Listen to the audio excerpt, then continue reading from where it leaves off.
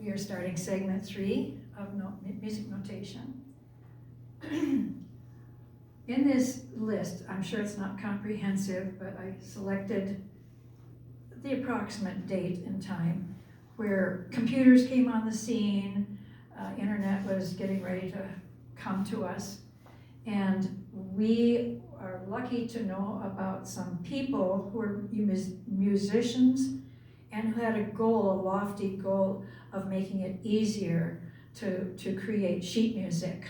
And so we are beneficiaries of the following people that I will be telling you about.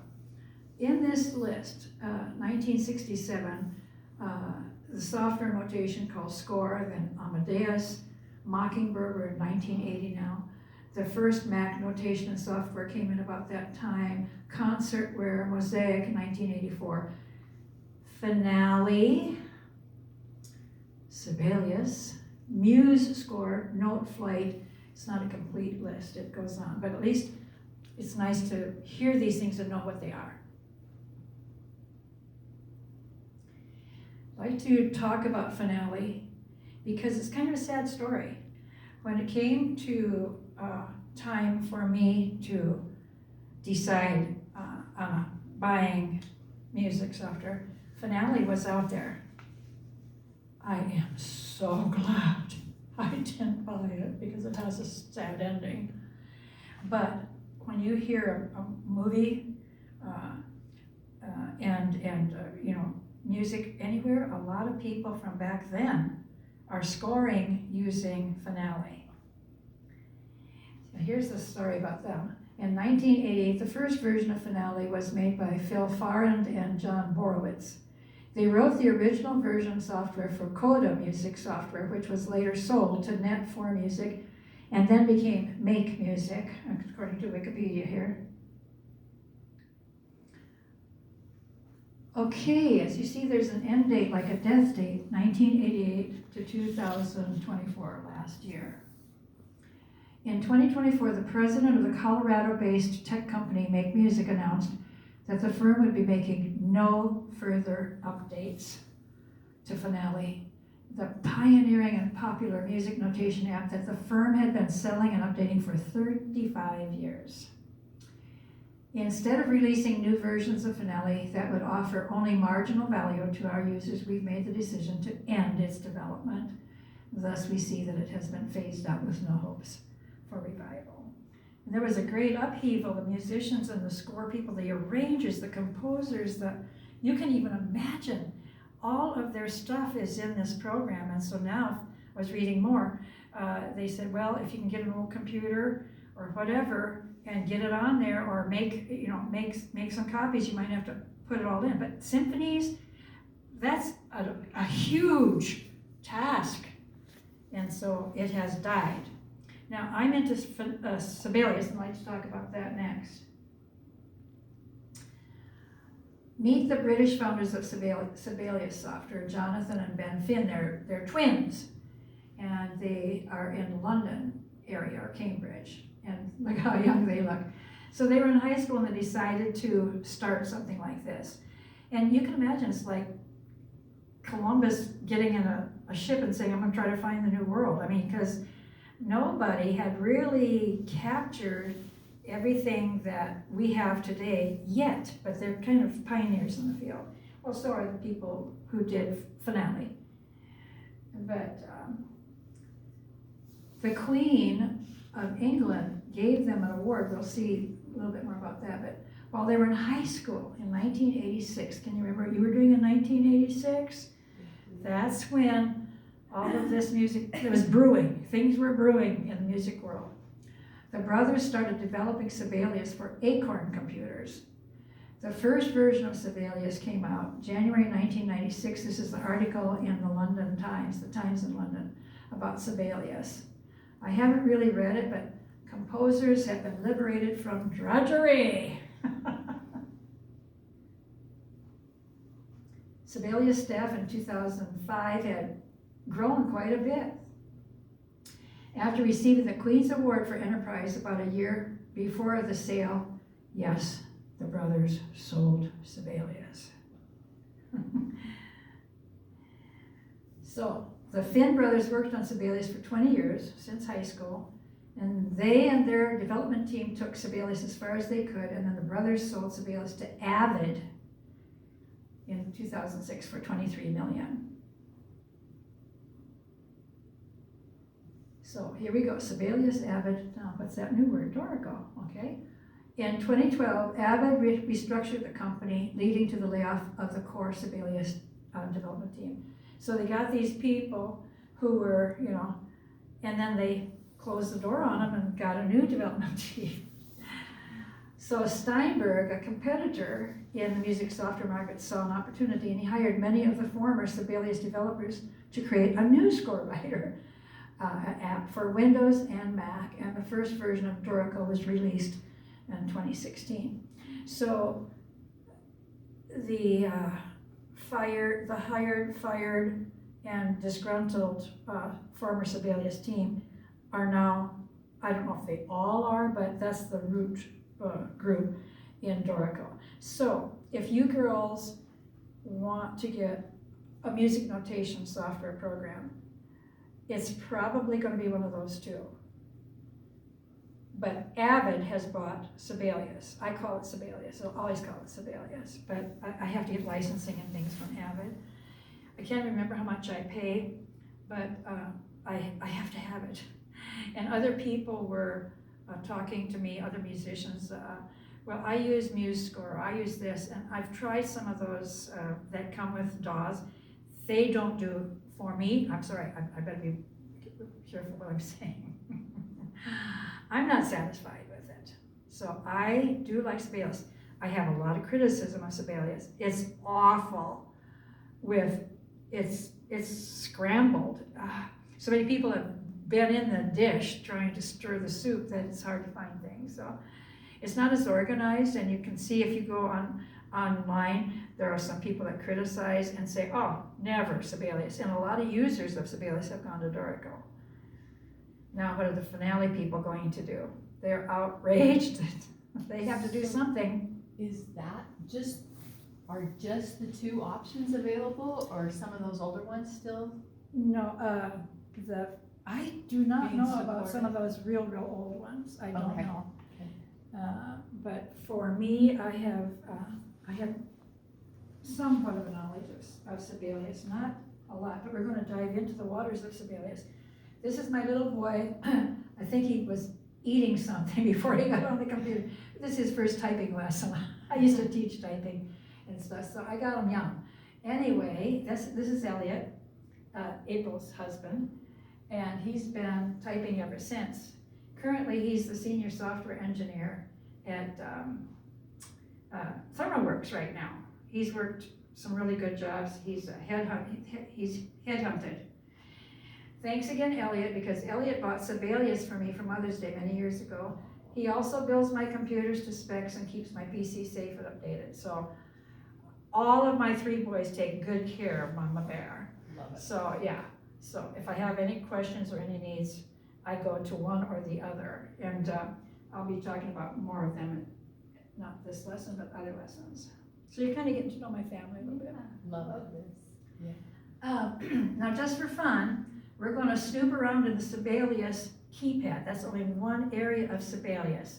And I'm going to go kind of fast because it's like we're in this, we're on the big ship up there, on the ocean. And the captain says, hey girls, you want to come in and see all the controls that we use to keep this ship afloat? Oh yeah, let's do that. Well, we're not going to know everything, so just enjoy the journey.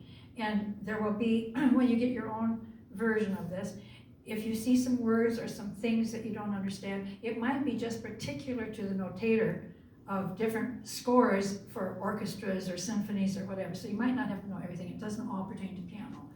There are all kinds of different, Sibelius is wonderful. I mean, I love it.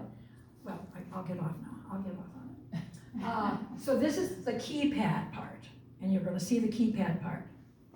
And what I do with that is I open up a blank manuscript. I tell it, okay, I want piano, I want the right and left hand, I want cello, I want horns, or I want whatever, and it will give it to me. You have to point and click and it will give you what you want. And it will automatically put it in it'll put it in the score, it'll establish a score. And then everything, when you're putting notes in there are so many ways that you can put notes in. It's a science in and of itself. But you're going to see some of the things. The keypad is your assistant when you're putting in notes or altering notes. Excuse me. So this is typically what that screen looks like, or that you can slide it towards where you're working. And so we're not going to go through all of these in depth, but you know the X means that you're going to delete it. And then if you want to undo or redo those symbols. So now we'll go and talk about each one of them just real briefly, real quick. So, we talked about this. There are 6 categories on the keypad. Common notes, more notes, beams, tremolos, articulations, jazz articulations, and accidentals. And that is represented, you know what, I brought a stick. I'm gonna beat you to the end of your life. So this is common notes, more notes, beams and tremolos, articulations, jazz articulations, and accidentals. So let's go swimming with them. So this is the whole spectrum of this one, common notes. So this one means cancel, stop, select note. This is an accent, this is a staccato, this is a tenuto. This is, of course, natural, sharp, flat, and that means pitch correction tool that the notator would use, or could use. Now this is a quarter note, and we have some new names here. When you get your copy of this, you can look it up or whatever. It's called a crotchet. Why don't we say these new words? Crotchet. Crotchet? A quarter note is crotchet. Half note is a minim. Really? Yeah. Whole note is a semibreve. Yeah, and chord input tool. So you can tell which is which.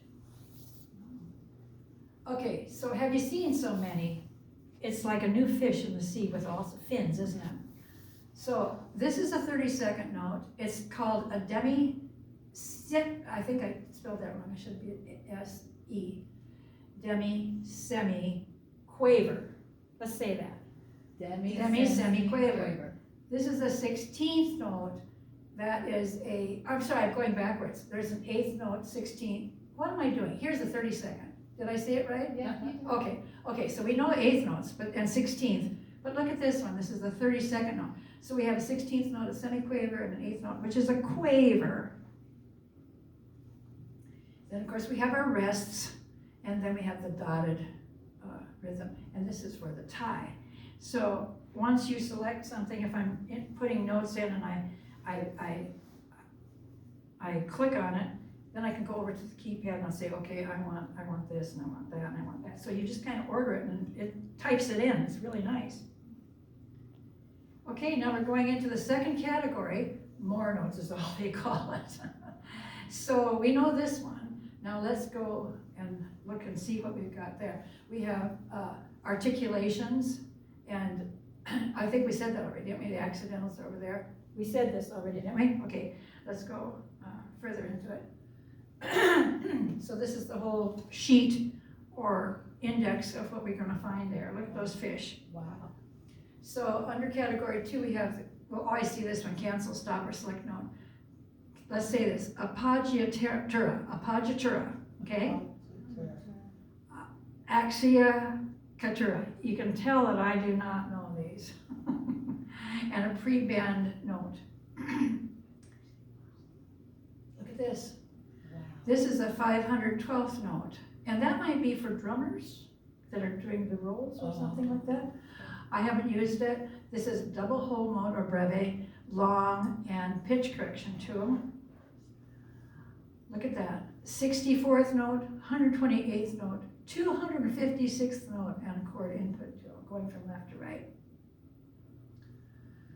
Bracket note head, double dot, and even a triple dot. And then your bar rests, and then your slides. So this is the last one. Cue size, I don't know what that means for a notator, I don't know. Now we're into the third category, which is beams and tremolos. And the whole sheet looks like, the choice looks like that. So we have this one again, cancel, stop, select note. Start a secondary beam, I've used that a lot. Start no beam and stem it, I've used those. And I've used these, start beam, middle beam, end beam, and first keypad layout. I haven't used that one so much. Here we go with tremolos. And you know what tremolos are, don't you? Is it this?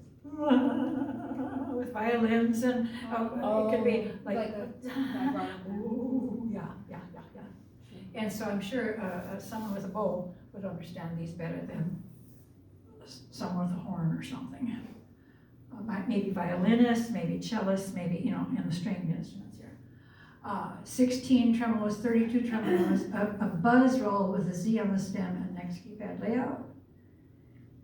Here we have feathered beams, accelerando, feathered beam, ritardando. And here we have tremolo with the next note, so you go. So here we have category 4, we're already here. Let's go on the list and see what the menu provides with these. It's articulations. So we have the familiar one again. Cancel, stop, and select note. Now we have a wedge, marcato, staccatus. I don't speak Italian. I do like pizzas though, and I like a lot of Italian food. Maybe if I ate more of it, I could speak it. How would you say it? Staccatus. Tissimo. Yes, you gotta get the tissimo on there. And then back to the first keypad layout. Okay. We're into articulation still, plus, or closed, up bow, you know, that's for a violin, probably down bow, and next layout. This is interesting, isn't it? So then we have the fermato, or the pause, the short fermato, and the long fermato. You've probably seen that. I haven't seen the short or the long fermatos. That's Well, we're interesting. talking these classical dudes, they can read these symbols and use them, but it's new to us, but maybe not for long. And then remove articulations and then harmonic or open. And then tie into that note. So now we're going to enter category 5. And that's that one, jazz articulations. Yay. So, yeah. So again, the familiar one, cancel, stop, or select note. You know what arpeggios, don't you? Arpeggios? Yeah. So here's the, let's say you have a chord here and you want it like this, or like an up or down arpeggio. I've tried that. Sometimes it doesn't play back right, or maybe I'm not doing it right. But anyway, I do like arpeggios. I'm curious, if there's an up and a down, why do you need the first one that doesn't have an arrow? I don't know. I don't know. Okay, I okay. don't know that. Okay. Good question. We could look it up. Oh, no worries. Okay. Sorry. Yeah. And this must be for some other instrument. I've never heard of them. The scoop, the fall, the doit, and then back to the first layout. And then the four bar, repeat bar, the plop, and then next layout. And finally, the repeat bar, it's a repeat bar or a 2-bar repeat.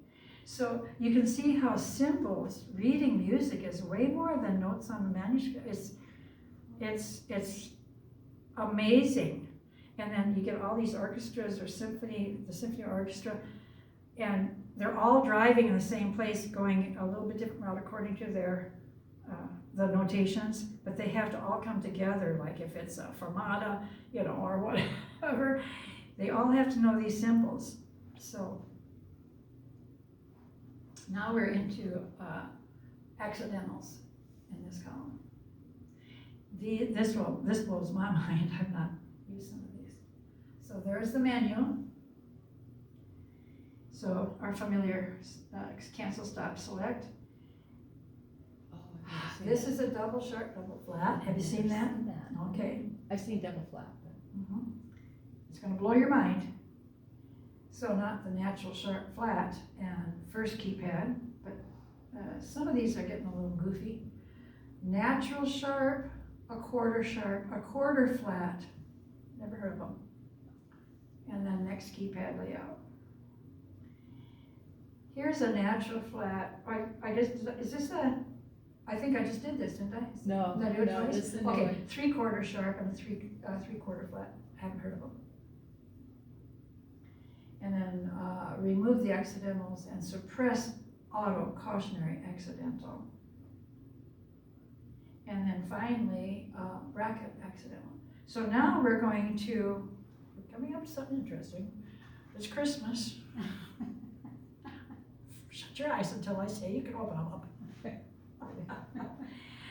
But I think we'll call that a next segment. We're gonna start a next segment now. Shut that off, please.